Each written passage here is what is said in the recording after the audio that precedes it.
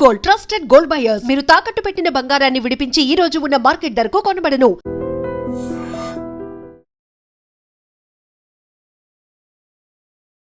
Hi hello నమస్తే, welcome to I dream media. నేను మీ శ్రావ్య. రీసెంట్గా చాలా స్కామ్స్ అనేవి జరుగుతున్నాయి. ఒకటేమో పాలసీ బజార్ స్కామ్ బయటపడ్డది, ఇంకోటి ఇప్పుడు యాక్సిస్ మ్యూచువల్ ఫండ్ స్కామ్. అసలు ఏంటి స్కామ్స్, వీటిలన్నీ గురించి ప్రీవియస్ ఎపిసోడ్లో పాలసీ బజార్ స్కామ్ గురించి మాట్లాడుకున్నాం.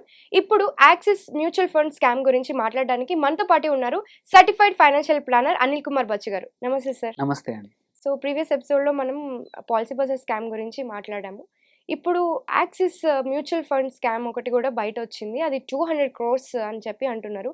సో అసలు ఏంటి ఆ స్కామ్, దాని గురించి పూర్తి వివరాలు ఇస్తారా? తప్పకుండా. రీసెంట్గా ఏంటంటే ఎన్ఫోర్స్మెంట్ డైరెక్టరేట్ డిసెంబర్ 2024లో ఒక కేసు ఫైల్ చేసింది. ఏంటంటే ఒక వీరేష్ జోషి అనే ఫండ్ మేనేజరు యాక్సిస్ బ్యాంక్లో ఇంతకుముందు యాక్సిస్ మ్యూచువల్ ఫండ్లో పనిచేసేవారు. ఆయన 2018 నుంచి 21 మధ్యలో ఒక ఈ స్కామ్ అనేది రన్ చేశారు ఆయన. దీన్ని ఏంటంటే ఫ్రంట్ రన్నింగ్ స్కామ్ అంటారు. సో ఫ్రంట్ రన్నింగ్ స్కామ్ అంటే ఏంటంటే ఈయన fund manager, chief dealer, stocks కొనడం అమ్మడం అనేది ఈయన బాధ్యత యాక్సిస్ మ్యూచువల్ ఫండ్లో. అలాంటప్పుడు ఆ ఇన్ఫర్మేషన్ ఏది కొనాలో ఏది అమ్మాలో ముందే తెలుస్తుంది ఈయనకి. సో అది కొనే ముందే, అది అమ్మే ముందే, కొనడము అమ్మే ముందు రెండు వైపులా కూడా ఈయనకి ఇన్ఫర్మేషన్ తెలిసినప్పుడు ఆపోజిట్ యాక్షన్స్ తీసుకొని లాభపడ్డాం అనమాట. ఎందుకంటే ఇది usually mutual fund companies wholesale buyers అంటే మోరల్లెస్ పెద్ద అమౌంట్ 50 కోట్లు, 100 కోట్లు, 200 కోట్లు ఒక కంపెనీ యొక్క స్టాక్ కొన్నప్పుడు ప్రైస్ మూమెంట్స్ అనేది పక్కా జరుగుతూ ఉంటాయి. ఆ ప్రైస్ మూమెంట్స్ చిన్నగైనా సరే, అది 10 రూపాయ 50 పైసలు అనేది కాదు, బట్ వాల్యూమ్ పెద్దది కాబట్టి లాభపడే అవకాశాలు, ఈ ఇన్ఫర్మేషన్ అనేది లీక్ అయితే అంటే లాభపడే అవకాశాలు ఎక్కువ ఉంటాయి అన్నమాట. సో ఈయన, ఈ జోషి ఎవరైతే ఉన్నారో ఆయన ఆ పని చేశారనమాట. చేసి ఈయన దుబాయ్లో ఒక టెర్మినల్ తీసుకొని చాలా అకౌంట్లు, డిఫరెంట్ అకౌంట్లు బ్రోకర్స్ దగ్గర, స్టాక్ బ్రోకర్స్ దగ్గర తీసుకొని వాటి ద్వారా ప్రయర్ ఇన్ఫర్మేషన్ ఈయనకు ఉంది కాబట్టి తాను లాభపడడానికి ట్రేడింగ్ చేశాడనమాట.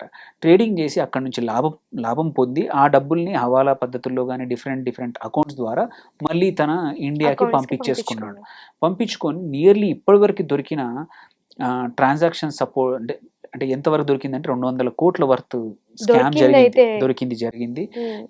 ఇప్పటివరకు దొరికింది నియర్లీ ఒక 18-20 కోట్ల ఆస్తులు కూడా దొరికాయి. అవన్నిటిని కూడా ఈడీ జప్తు చేసింది.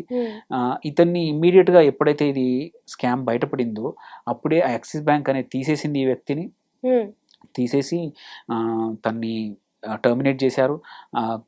ఈడీ అండ్ ఇట్లాంటి దర్యాప్తు సంస్థలకు కావాల్సిన ఇన్ఫర్మేషన్ అంతా కూడా ఇచ్చారు.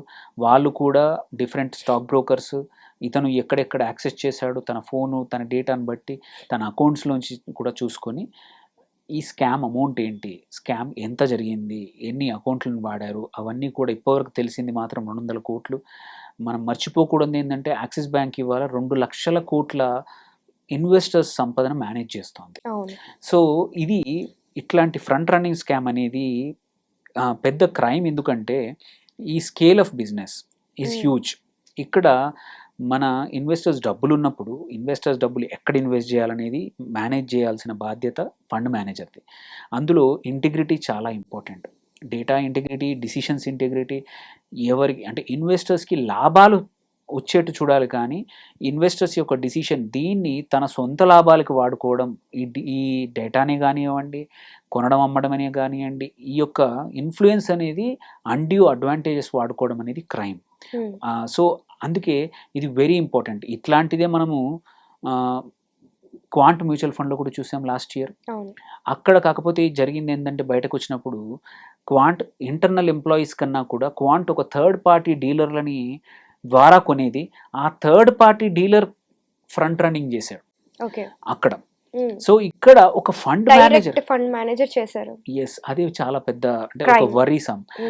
సో ఇదేంటంటే ఈడీ వీళ్ళని పక్కా పట్టుకొని ప్రాపర్గా ఫైన్స్ చేసి, ఈ ఫైన్స్ కూడా వసూలు చేసి, అండ్ ఎంత డబ్బులు అయితే వాళ్ళు లాభపడ్డారో చివరి వరకు కూడా ముక్కుపిండి వసూలు చేయడం అనేది చాలా ఇంపార్టెంట్. దేర్ బై ఇండికేషన్స్ ఏంటంటే మిగిలిన ఫండ్ మేనేజర్స్ నియర్లీ 70 నుంచి 80 లక్షల కోట్ల డబ్బులు మ్యూచువల్ ఫండ్స్లో ఉన్నాయి.